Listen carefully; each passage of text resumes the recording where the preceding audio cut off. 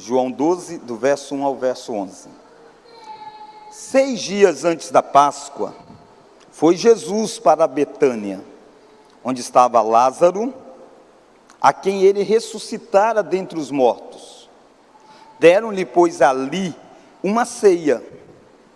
Marta servia, sendo Lázaro um dos que estavam com ele à mesa. Então Maria, tomando uma libra de bálsamo de nardo puro, muito precioso, ungiu os pés de Jesus e os enxugou com seus cabelos. E encheu-se toda a casa com o perfume do bálsamo. Mas Judas Iscariotes, um dos seus discípulos, o que estava para traí-lo, disse: por que não se vendeu este perfume por 300 denários e não se deu aos pobres? Isto disse ele, não porque tivesse cuidado dos pobres, mas porque era ladrão, e tendo a bolsa, tirava o que nela se lançava. Jesus, entretanto, disse: deixai-a, que ela guarde isto para o dia em que me embalsamarem, porque os pobres sempre os tendes convosco, mas a mim nem sempre me tendes. Soube numerosa multidão dos judeus que Jesus estava ali, e lá foram, não só por causa dele, mas também para verem Lázaro, a quem ele ressuscitara dentre os mortos. Mas os principais sacerdotes resolveram matar também a Lázaro, porque muitos dos judeus, por causa dele, voltavam crendo em Jesus. Nós já oramos quando estávamos junto com as crianças, pedindo que Deus abençoe a nossa compreensão e que de fato isso possa acontecer pela ação do próprio Espírito Santo. Irmãos, nessa noite nós estamos neste capítulo, e é interessante você perceber em João, que João lida muito com contrastes. Ele faz isso várias vezes no seu evangelho. Ele apresenta um e apresenta outro, apresenta duas cenas ou dois aspectos que contrastam entre si, e no contraste a beleza ainda fica mais destaque daquilo que ele está fazendo. Desde o prólogo, desde o primeiro capítulo, ele faz isso. No primeiro capítulo, por exemplo, ele contrasta a luz e as trevas. E ele vai fazendo isso com vários personagens no livro. E aqui no capítulo 12, nós temos também um contraste. Nós temos dois personagens sendo apresentados, e com motivações bem diferentes, recebendo da parte do Espírito Santo, que estava inspirando João para escrever, uma declaração bem diferente, entre um louvor e uma repreensão daquilo que o indivíduo tinha feito. Um destes personagens é Maria, e a Maria aqui não é a Maria, mãe de Jesus, não é também a Maria Madalena, é a Maria, irmã de Lázaro. E o outro lado da história, você tem Judas, um dos discípulos, e o texto mostra para nós o coração devotado de Maria e o coração apegado a si próprio e ao dinheiro em Judas. De tal modo que você vê aqui a reação de ódio e de amor para com Jesus. Ódio através de Judas, e não só de Judas. O texto termina com uma decisão dos principais sacerdotes de quererem matar o próprio Lázaro. Ódio da parte de um grupo de pessoas, mas há amor da parte de outros. Marta, Maria e Simão, que não é citado aqui, mas ele aparece no evangelho paralelo a este. Aliás, essa história de Jesus ser ungido com óleo precioso vai acontecer em dois momentos da história bíblica. Uma vez acontece narrado, por exemplo, no evangelho de Lucas, e aquele relato é de uma mulher pecadora, impura, que chega e começa até mesmo a enxugar os pés de Jesus com as suas lágrimas. E Simão se vira, repreende Jesus no seu próprio pensamento, dizendo: se ele soubesse quem ela era, a pecadora. E aí Jesus ensina uma bela parábola sobre perdão e entendimento do perdão. Essa é uma cena da história do ministério de Jesus. Mas não é esse aqui de João. Esse é o segundo momento, bem parecido, mas com algumas diferenças. Não é uma pecadora nesse estado da história, mas uma mulher que está com o coração muito grato por Jesus ter curado o irmão dela. Esse relato aqui de João, ele aparece no Evangelho de Mateus e de Marcos. E quando você lê esses relatos, você tem mais informações. E algumas coisas talvez que eu falar aqui, você vai olhar no texto e vai dizer, mas não está assim, pastor, em João, não está aparecendo isso.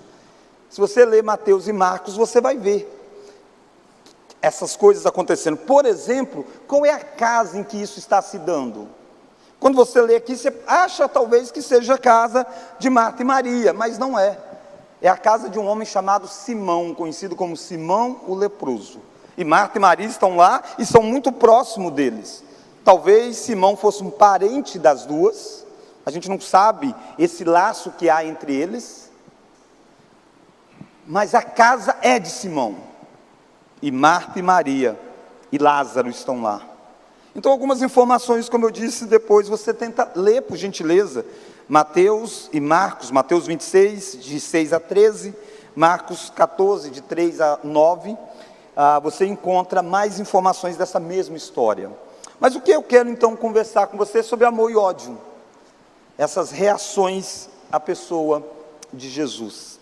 E a primeira lição então é que o amor se manifesta em atos de comunhão. O amor se manifesta em atos de comunhão. O texto descreve para nós uma comunhão em volta da mesa. Olha lá comigo o versículo de número 1 do texto, de João 12. Vamos juntos? 6 dias antes da Páscoa, foi Jesus para Betânia, onde estava Lázaro, a quem ele ressuscitara dentre os mortos. Deram-lhe, pois, ali uma ceia. Só um minuto. O marcador temporal é importante. 6 dias antes da Páscoa. Por quê? Porque é nesta Páscoa que Jesus será morto. O Evangelho de João ficou até esse capítulo 12 narrando acontecimentos de 2 anos, quase 3 anos da vida de Jesus. E a partir do capítulo 12, ele vai narrar os acontecimentos da última semana de Jesus. E percebe que tem muito ainda de João, né? E João concentra o seu olhar para as coisas que aconteceram na última semana da vida de Jesus. 6 dias antes dele participar da Páscoa, onde ele ser preso, onde ele passar pelo ritual de julgamento, terminar morto, e depois de 3 dias ressuscitar. 6 dias antes da Páscoa. E Jesus sabe que a hora é chegada. Ao contrário, que eu e você não sabemos quando nós vamos partir, Jesus o tempo todo sabia. E ele dizia, a minha hora não é chegada, mas agora a hora é chegada. E 6 dias antes da Páscoa, da morte dele, o que é que você talvez faria 6 dias antes da sua morte? E na vida de Jesus então, é uma morte expiatória, é a grande obra que ele veio fazer. E você encontra Jesus 6 dias antes, na casa de um grupo de amigos, comendo. É isso que o texto está dizendo. Eles fazem uma ceia, e não é a santa ceia que nós a temos, não, é um banquete. Talvez eu e você disséssemos assim, Jesus está perdendo o tempo dele.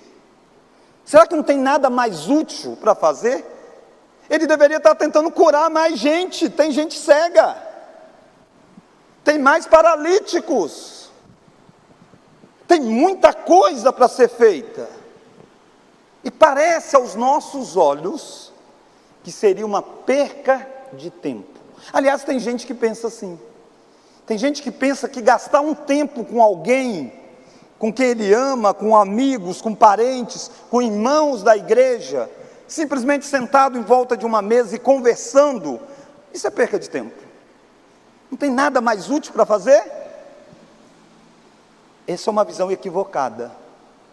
Jesus, 6 dias antes da Páscoa, vai para uma ceia com pessoas que ele amava. E nós precisamos aprender isso, que o amor se manifesta em atos de comunhão. É muito importante a gente estar um do lado do outro conversando. E perceba que tem comida em volta dessa mesa.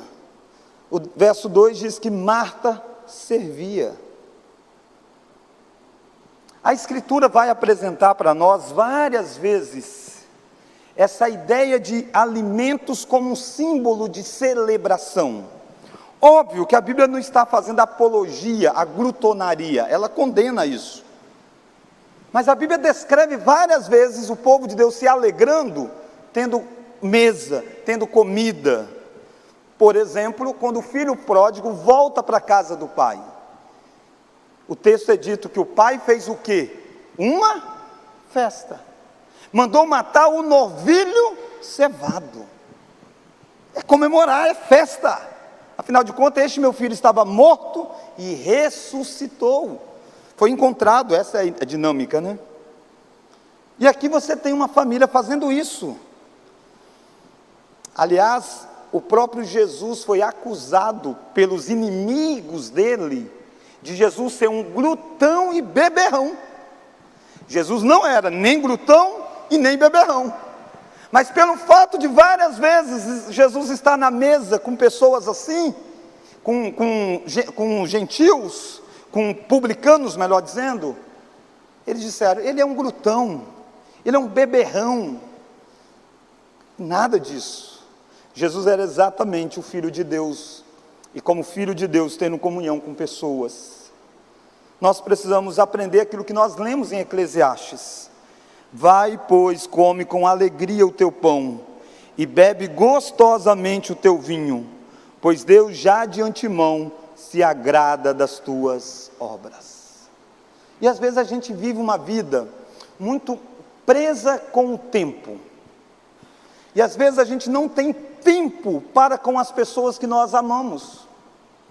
Nós não temos muito tempo para nossa esposa, não temos muito tempo para nossos filhos. E eu não estou dizendo só tempo no sentido de ensiná-los, no sentido formal do termo, mas de sair para estar junto. E talvez você diga, pastor, gasta muito, né? Não, não é questão de quantidade financeira. Você tem várias áreas na nossa cidade mesmo que você pode ir sem pagar nada. E com certeza dá para você talvez comer um espetinho uma vez na semana. O espetinho está caro, é carne. Não, está caro. Um salgadinho do presbítero Samuel e pode, barato. Barato. Nós precisamos aprender a nos alegrarmos. Porque a vida passa. Porque para Jesus é importante estar com eles, porque daqui 6 dias ele estará morto. Depois de ressuscitado, é 40 dias só e com várias pessoas, e depois ele subirá para o céu. E ele quer ter comunhão com esses amigos. Ele para a agenda para sentar nessa mesa, porque eles têm motivos para se alegrar. Quem está em volta dessa mesa?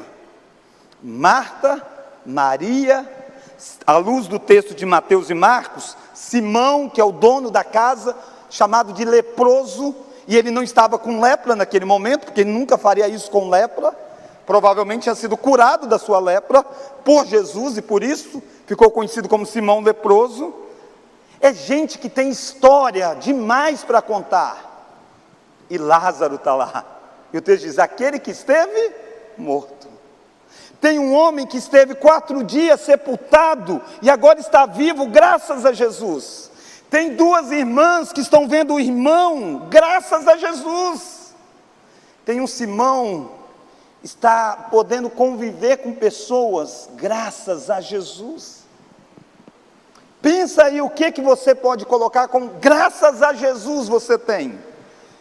E por isso quando você estiver à mesa, com amigos, com parentes, é sempre graças a Jesus.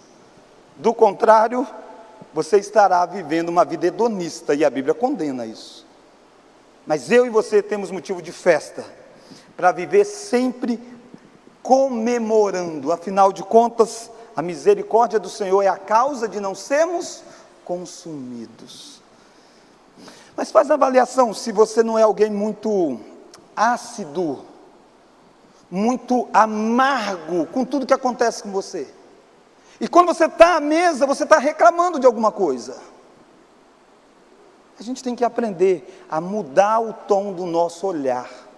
A vida é difícil, mas há motivos de alegria e de celebrar. A cruz está se aproximando.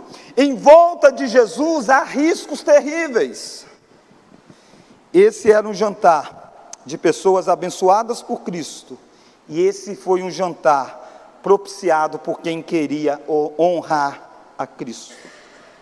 Quando você olha o versículo 57, olha o verso 57, você percebe algumas informações que tornam ainda mais forte esse jantar deste grupo.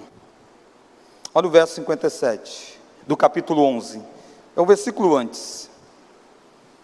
Ora, os principais sacerdotes e os fariseus tinham dado ordem para, se alguém soubesse onde ele estava, denunciá-lo, a fim de o prenderem.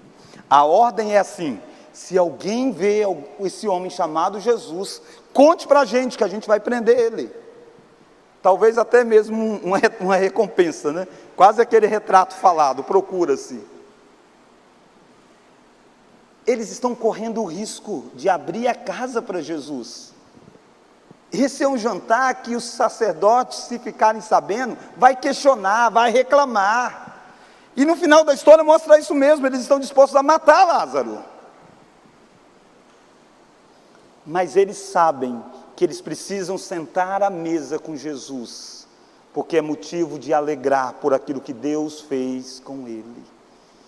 Tem gente que vive a vida toda guardando dinheiro para o amanhã, e a gente tem que ser responsável. A Bíblia diz para administrar com responsabilidade o nosso recurso, mas a gente não pode viver a vida sem desfrutar, porque a gente está guardando para o amanhã, porque a morte chega e fica, e você não leva num caixão os bens que você tem. Você precisa gastar com responsabilidade, óbvio, com pessoas que você ama. Tenha tempo e gaste tempo com pessoas que você ama. O amor se manifesta em atos de comunhão. Como que a gente vê eles amando Jesus? Marta está servindo. E uma vez que falou que Marta estava servindo um dia, ela reclamou porque Maria não estava. Aqui não, aqui ela não reclama. Simão abre as portas da casa. Lázaro senta como testemunho eloquente do poder de Deus na vida dele. E ele conta: eu estive morto e eu estou vivo. E Maria a gente vai ver agora.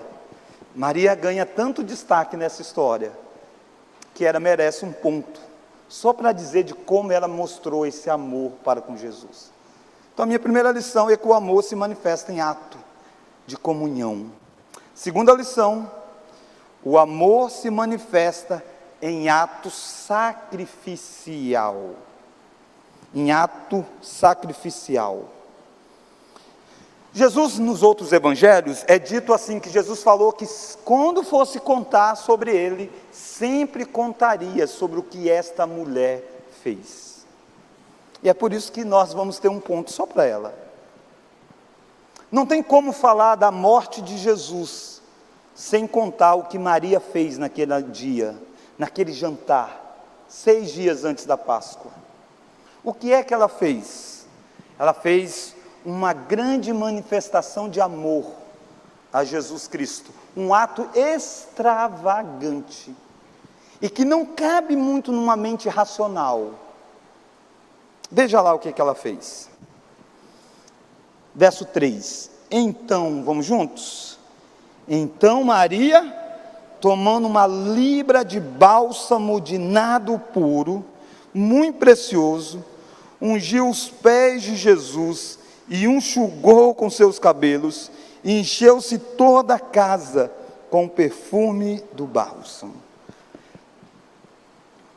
Marcos, como eu disse, há vários relatos nos outros evangelhos, que eu estou usando de informação. Marcos diz que ela quebra um vaso e derrama sobre a cabeça de Jesus, porque Marcos está mostrando Jesus na perspectiva de rei, assim como Mateus, e escorre. É algo que começa na cabeça e chega até os pés. E ao contrário da mesa de hoje, que você senta numa cadeira, na mesa na época de Jesus era uma mesa baixa, onde eles ficavam quase que ajoelhados sobre a mesa, em volta da mesa, meio que assim inclinado com o corpo, e os pés ficavam para trás. Então Maria pega um vaso cheio de um unguento precioso, chamado de nardo, e nardo puro, dentro de um vaso de alabastro. E ela chega com aquilo e quebra e joga sobre Jesus esse unguento. E começa a ungir a cabeça dele. E chega nos pés dele, ela solta o cabelo e começa a passar o cabelo, enxugando isso em volta dos pés de Jesus. E o cheiro enche toda a casa. Você diz, que mulher louca, né? Se você não disse é porque você não sabe o valor que tem esse negócio. O nardo puro era uma erva aromática que crescia, segundo os estudiosos, na região do Himalaia, entre Tibete e Índia.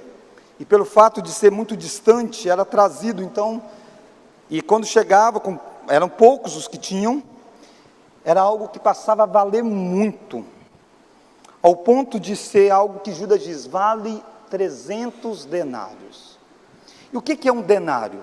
Denário era o valor de um dia de trabalho. Uma pessoa que trabalha e recebe por dia a jornada dele de trabalho, um denário era o valor de um dia de trabalho. Ela está pegando algo que custa 300 dias de trabalho. Se você tira os sábados, é quase que praticamente o valor de um ano de trabalho. É algo muito valioso. Seria como se você pegasse o seu salário, não mensal, mas o seu salário do ano todo, comprasse um item, e você chegasse na sua casa, diante da sua esposa, e quebrasse isso. Ela ia quebrar a sua cabeça, né? Ou se ela fizesse isso. É tão absurdo que os discípulos começaram a dizer, que desperdício! E não foi só Judas, aqui o relato é em Judas, por causa da ênfase, mas os evangelhos dizem que os discípulos, no plural, vários deles, isso é algo extremamente extravagante. Mas não pensa que Maria fez algo errado. Jesus diz que Maria fez uma boa obra, e ele chega mais, ele chega a dizer uma bela obra, algo bonito, algo assim lindo, algo que Jesus diz, sempre tem que ser contado o que essa mulher fez. O amor se manifesta em atos sacrificiais. E a pergunta é, gente, como que Maria tinha algo tão valioso? Provavelmente, era fruto de herança, por causa do valor que isso tem. Era algo assim, que era economia, era um produto que ela tinha lá, para quando tivesse mais velha, nos dias de grande dificuldade, vender aquilo. Mas ela é alguém que várias vezes é descrito como estando aos pés de Jesus. Ela é aquela que chegou para Jesus e disse, se você estivesse aqui, o meu irmão não teria morrido. E agora ela está dizendo, o meu irmão está vivo, porque você esteve aqui. E aí, ela quebra as economias dela. Ela derrama sobre Jesus. Maria fez algo extravagante. Eu e você não temos que ter moderação no nosso amor para com Jesus. Aliás, a Bíblia diz assim, ame o Senhor de todo o teu coração, de toda a tua alma, de todo o teu entendimento. É para pegar todas as áreas da vida. E aqui você tem Maria expressando isso. E ela faz algo humilhante, porque não era comum uma mulher judia soltar cabelos em público. Mas ela solta o cabelo dela, ela enxuga Jesus com o cabelo os pés de Jesus. Ela está enxugando o quê? Os pés. O capítulo 13, que a gente verá mais à frente, é aquela cerimônia de Jesus numa mesa, e ninguém lavou os pés de ninguém, lembra? Porque quem lava os pés era o escravo, e ainda assim, porque era obrigado. Alguns escravos diziam: eu tenho o direito de não lavar. E essa mulher está lá enxugando os pés de Jesus com o perfume que ela tinha derramado, valioso, que era a economia da vida dela, e fazendo isso com o próprio cabelo, enquanto os discípulos não fazem com água. É algo humilhante. Maria fez algo que as pessoas não compreenderam, acharam desperdício, acharam que poderia ter sido investido em coisa melhor, e é assim que as pessoas fazem até hoje. Tem gente que não compreende por que você vai 2 vezes na igreja. Como assim 2 vezes? Você já foi de manhã, para que ir à noite? Tem gente que não compreende por que você, jovem, se recusa a viver uma vida sexual ativa, porque você tem um Senhor e está aguardando o dia do casamento. Ele diz: como assim? Que desperdício é esse? As pessoas não entendem os atos extravagantes de amor que nós temos para com o Senhor. As pessoas não entendem porque você dizima, porque você oferta. As pessoas dizem: você está dando dinheiro para o pastor? Assim está acontecendo com Maria. Ela vai ser acusada das coisas mais variadas. Mas o que importa nos nossos atos de devoção é o que Jesus pensa daquilo que nós fizemos. E Jesus disse para Judas: deixa, ela fez boa obra, ela está me embalsamando para a morte. Não a molestai, é dito em outro lugar.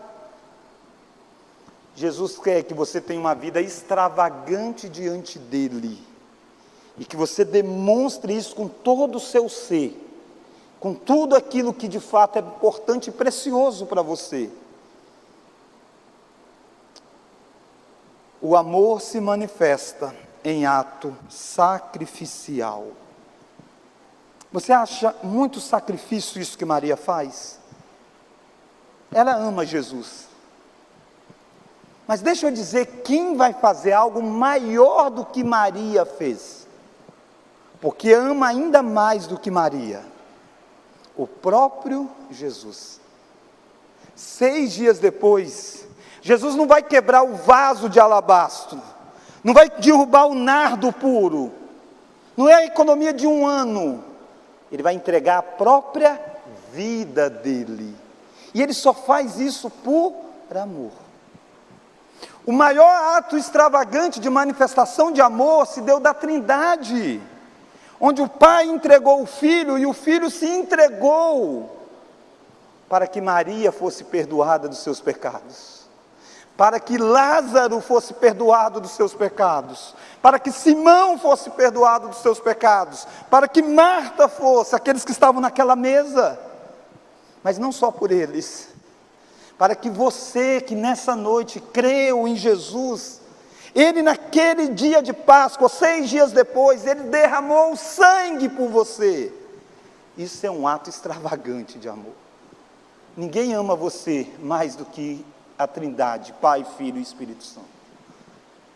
Saiba disso, creia nisso, descanse nisso, redirecione a sua vida nisso. Se Deus nos ama, isso é suficiente.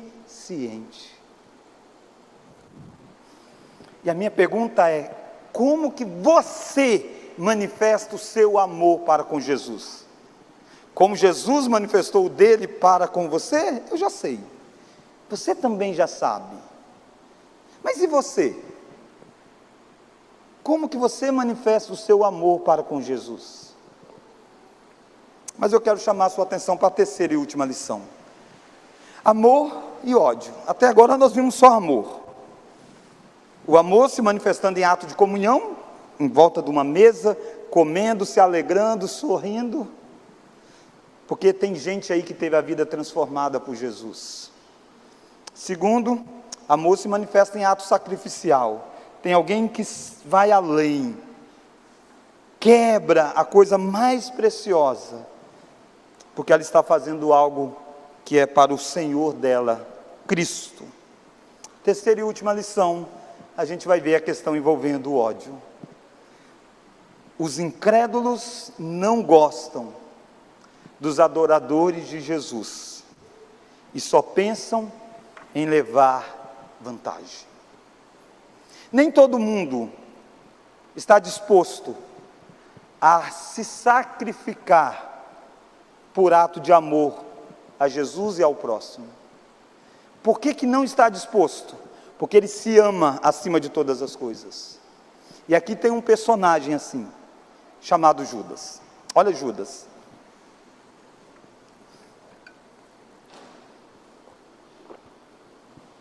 Olha João 12, olha o verso de número 6. Não, antes do verso 6, olha o verso 4.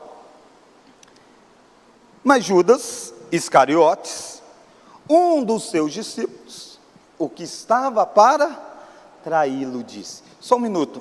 D. Carson é um estudioso, considerado hoje o maior especialista em João.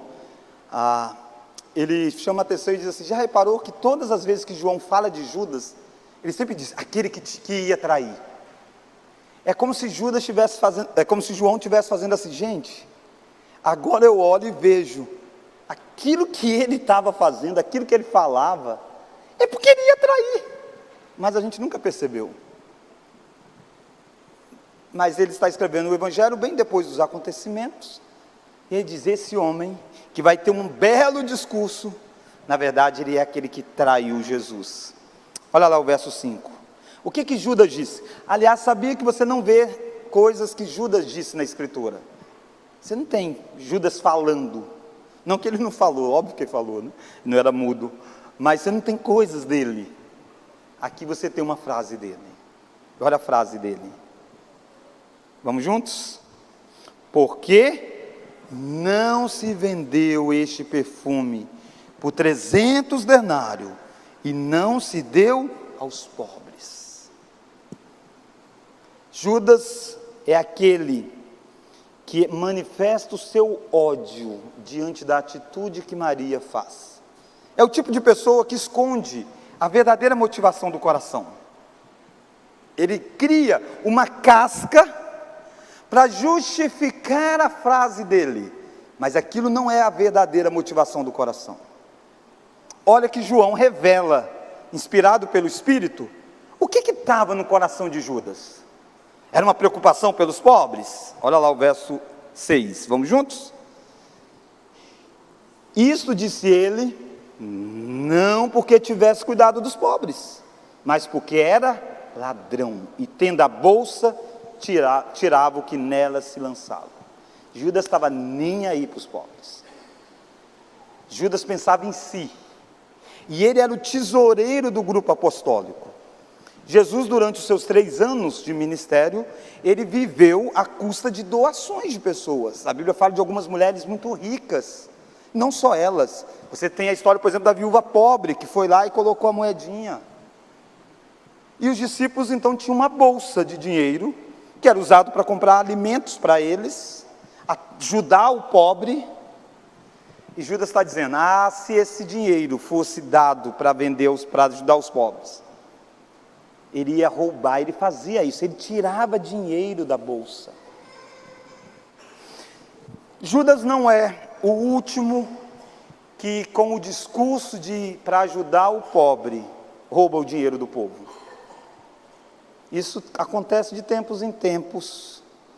Isso você vê em regimes políticos, onde com um belo discurso é para ajudar os pobres, você fica sabendo de tantas e tantas roubalheiras. Judas está fazendo isso. Muitos religiosos, muitas instituições religiosas usam também esse discurso. E não é errado você ajudar o pobre. A Bíblia diz da necessidade de ajudar o pobre. É seu dever, sua responsabilidade. E a igreja, enquanto instituição, pode fazer isso. Mas muito cuidado com aqueles que dizem: é preciso ajudar os pobres e por isso nós não podemos gastar tempo ou dinheiro em tal e tal coisa. Maioria das vezes isso revela um coração de apropriar-se de um recurso alheio. Você sabia que tem grupos de pessoas que acham que a gente não deveria fazer isso que nós estamos fazendo aqui? Ter um lugar físico, gastar com energia, com som, cultuarmos aqui. A gente deveria estar na rua sempre ajudando o pobre. Tem gente que acha que não faz sentido se dobrar diante de Jesus. É gente que não entende o que é devoção a Deus. Eu e você devemos ajudar o pobre, mas nós nunca podemos abrir mão do chamado de congregar para adorar a Deus. E é isso que Maria fez. E Jesus vai dizer isso. Jesus vai dizer assim: o pobre vocês sempre têm convosco, mas a mim não. Jesus está dizendo: Maria fez o certo. O certo nem sempre é algo tão racional assim, de gastar comedido. Nem sempre. O certo aqui era gastar tudo com Jesus, porque Jesus iria partir. Mas o pobre continuaria amanhã, depois de amanhã, um mês. E esses aqui deveriam outras vezes ir lá e ajudar o pobre. É isso que Jesus está dizendo. Jesus não está dizendo para não ajudar. Jesus está dizendo: eu estou com vocês, é a minha última semana, e Maria não tem nada que guardar para os pobres. Os pobres continuarão aqui, e vocês sempre vão ter oportunidade de ajudá-los. Judas é alguém que pensava e que não valorizava Jesus. O que Judas está dizendo? Jesus não vale 300 denários. É um desperdício. Aliás, é por quanto que Judas vai vender Jesus? Por 30 moedas de prata. Se 300 denários é o valor de quase um ano, de 300 dias de trabalho, 30 moedas de prata era aproximadamente 4 meses de trabalho. Mas mais do que isso, esse valor de 30 moedas de prata era o valor que deveria pagar a um escravo se ele foi ferido. Um escravo de alguém que foi ferido, você pagaria 30 moedas de prata. Judas está dizendo: Jesus não vale. Jesus vale no máximo um valor de um escravo ferido. E se achei um negoção e vou vendê-lo por 30 moedas.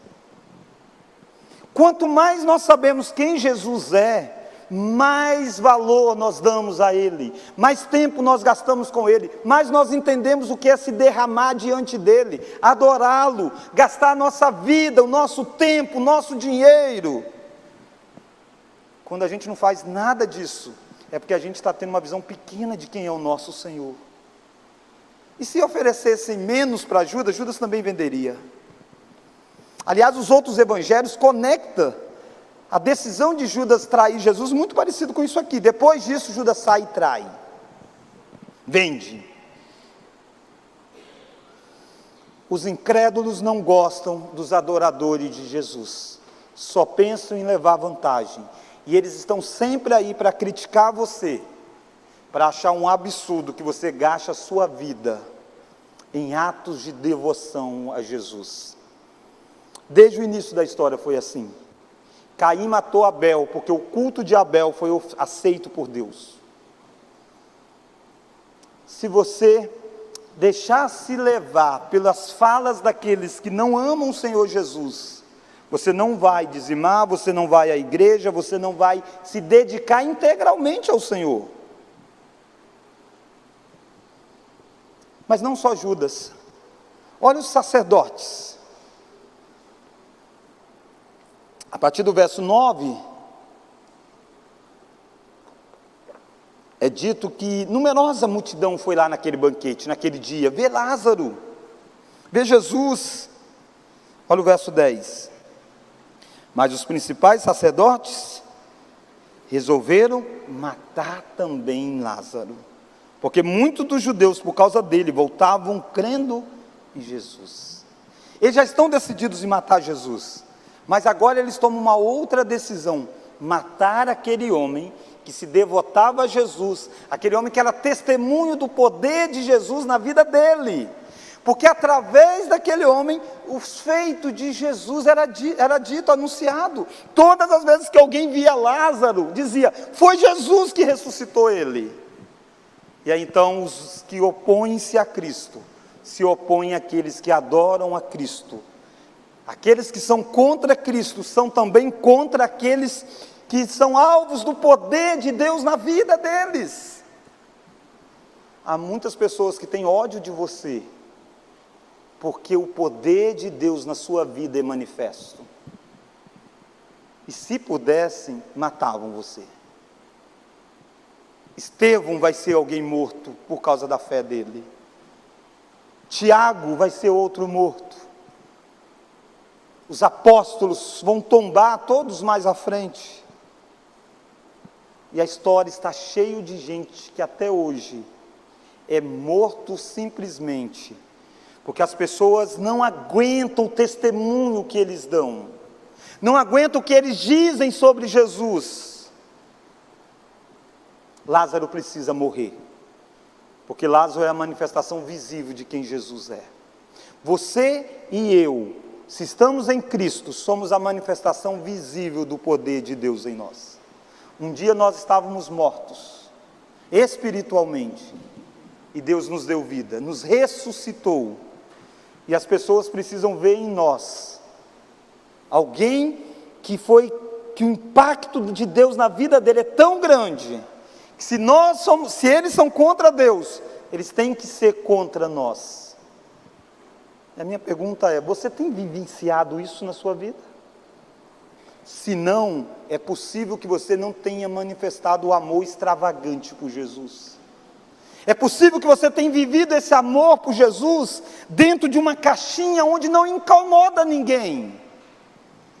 Mas se você viver intensamente o amor por Jesus, alguém vai gritar: que desperdício.